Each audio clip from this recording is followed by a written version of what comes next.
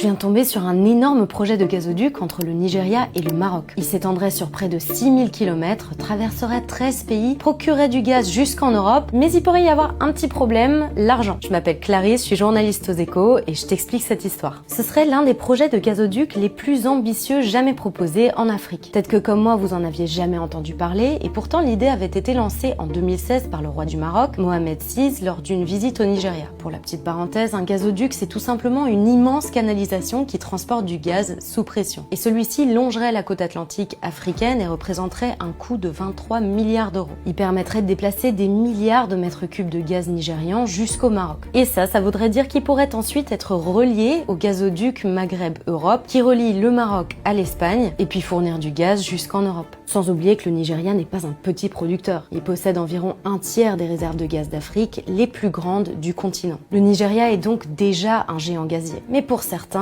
il pourrait devenir un vrai moteur énergétique de l'Afrique de l'Ouest. Pour ce qui en est du Maroc, l'atout du pays est surtout sa position stratégique. Parce qu'à seulement 14 km de l'Espagne avec une infrastructure déjà existante, le pays pourrait devenir un pont énergétique entre l'Afrique et l'Europe. D'ailleurs, je vous laisse mettre cette vidéo en pause si vous voulez consulter cette magnifique carte pour mieux comprendre les détails du projet. Bref, ce dimanche, le projet a franchi une étape importante. Parce que les pays de la communauté économique des États de l'Afrique de l'Ouest viennent de signer un accord pour encadrer la gouvernance et protéger les investissements. Mais bon, le plus gros défi reste quand même le financement. Parce qu'un chantier de cette taille pourrait prendre des décennies à être rentable et surtout les investisseurs doivent encore être convaincus du coût. Et puis la question du partage des revenus entre les pays traversés reste aussi à régler. Mais si tout se passe comme prévu, la première livraison de gaz est planifiée en 2031. La France et le Maroc s'apprêtent à sceller un rapprochement spectaculaire qui va redessiner tout l'équilibre du Maghreb. Le 15 juillet dernier, le Premier ministre français Sébastien Lecornu est arrivé à Rabat, au Maroc, accompagné d'une délégation exceptionnelle de 12 ministres, dont celui des Affaires étrangères et l'Intérieur. C'est son tout premier déplacement à l'étranger depuis sa prise de fonction, un choix hautement symbolique. L'objectif de ce déplacement, co-présider une rencontre de haut niveau entre les deux gouvernements, une instance qui ne s'était plus réunie depuis 2019. Avec à la clé la signature d'une quinzaine d'accords dans l'économie, la sécurité, l'immigration et la défense. Parmi les grands projets évoqués, une ligne de train régionale à Rabat et des partenariats dans l'armement. Mais le vrai point d'orgue est encore à venir. Cette visite prépare en effet un événement rare, la venue du roi Mohamed VI en France. Ce déplacement, désormais acté, sera l'occasion de signer un traité d'amitié entre les deux pays destiné à sécuriser leur coopération pour les décennies à venir, à l'abri des alternances politiques. Mais alors, comment expliquer cette situation? Le tournant date de l'été 2024, quand la France a reconnu la souveraineté marocaine sur le Sahara occidental, ce territoire disputé, un geste qui a scellé la réconciliation avec Rabat, mais provoqué en retour la colère d'Alger. Comme le résume un historien, Emmanuel Macron, en fin de mandat, ne veut pas rester sur un échec au Maghreb avec l'Algérie et se tourne résolument vers le Maroc. Alors selon vous, en misant tout sur le Maroc, la France fait-elle le bon choix stratégique pour peser en Afrique face à la Chine et aux États-Unis? Donnez-nous votre avis en commentaire et abonnez-vous à notre compte pour ne rien manquer de toute l'actualité géopolitique. Maintenant, prophétie sur le Maroc. Nous passons. Prophétie sur le Maroc. Peuple marocain, salam alaikum. Prophétie sur le Maroc, nous précisons que toutes les prophéties qui sont données, le but c'est de les examiner, car dans le Nouveau Testament, Dieu ne conduit plus son peuple par les hommes. Hébreux chapitre 1, versets 1 et 2. Dieu ne conduit plus son peuple par des prophéties.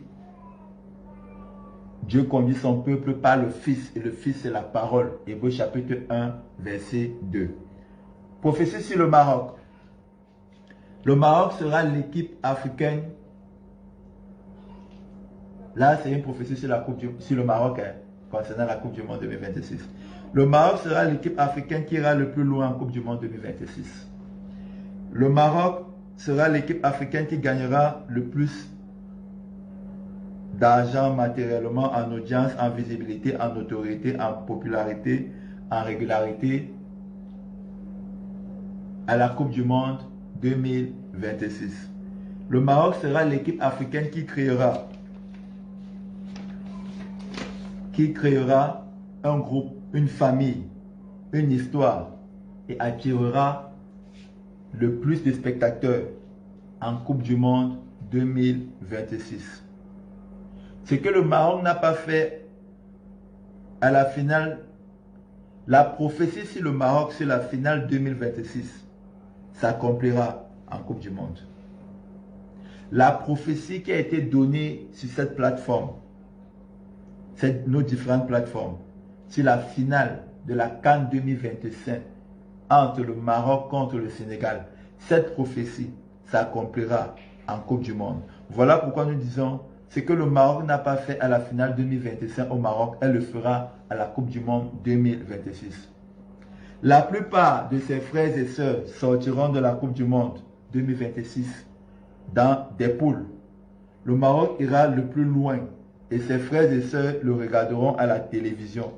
Et d'autres l'acclameront et d'autres, par jalousie, par méchanceté, le jalousera. C'est-à-dire ne l'acclameront pas, le jalousera. La parole que nous avons reçue sur le Maroc, c'est Genèse chapitre 27, verset 29. Il est écrit, Dieu a béni le Maroc. Sois le maître de tes frères et que les fils de ta mère se prosternent devant toi. Vous voyez, dans Genèse chapitre 27, la bénédiction que Dieu a donnée à Jacob, c'est Joseph qui l'a accompli.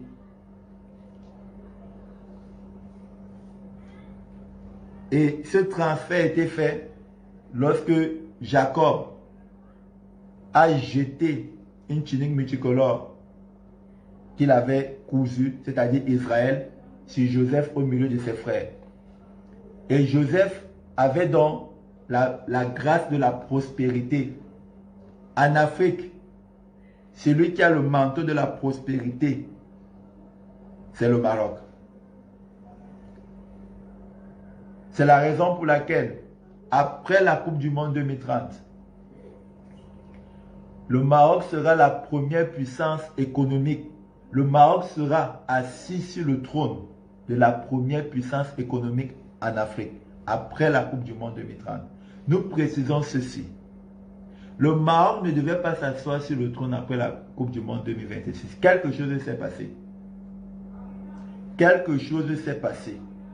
Le Maroc devait être parmi l'un des pays les plus puissamment économiquement en Afrique.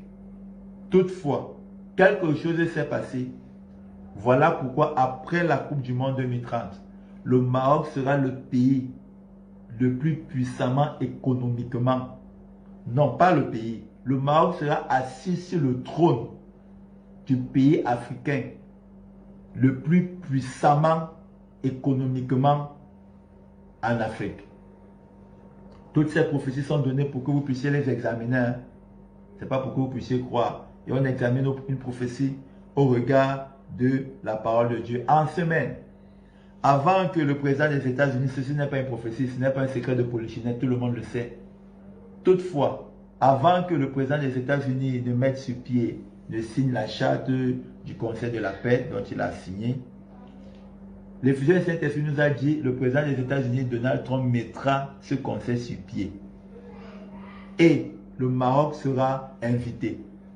C'est que tout le monde a vu, mais là, ce n'est pas une prophétie. Rien ne prouve que ce que nous disons est la vérité. C'est pourquoi nous disons que ce n'est pas une prophétie. Maintenant, pourquoi nous disons cela? Souvenez-vous que le Maroc porte le manteau, c'est-à-dire la bénédiction qui était sur Joseph, au milieu de ses frères, parce qu'il était prospère et donc ses frères le jalousaient. Le Maroc.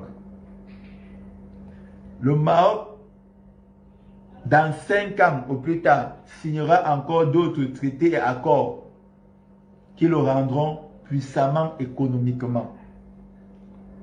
Le Maroc, dans ces 5 ans-ci, signera encore d'autres accords et d'autres traités internationaux qui le rendront plus puissamment économiquement. Maintenant, il ne devait toujours pas être assis sur le trône de la première puissance économique d'Afrique. Toutefois, quelque chose s'est passé. Après 2030, la Coupe du Monde 2030, le Maroc sera la première puissance. Le Maroc sera assis sur le trône de la première puissance économique d'Afrique.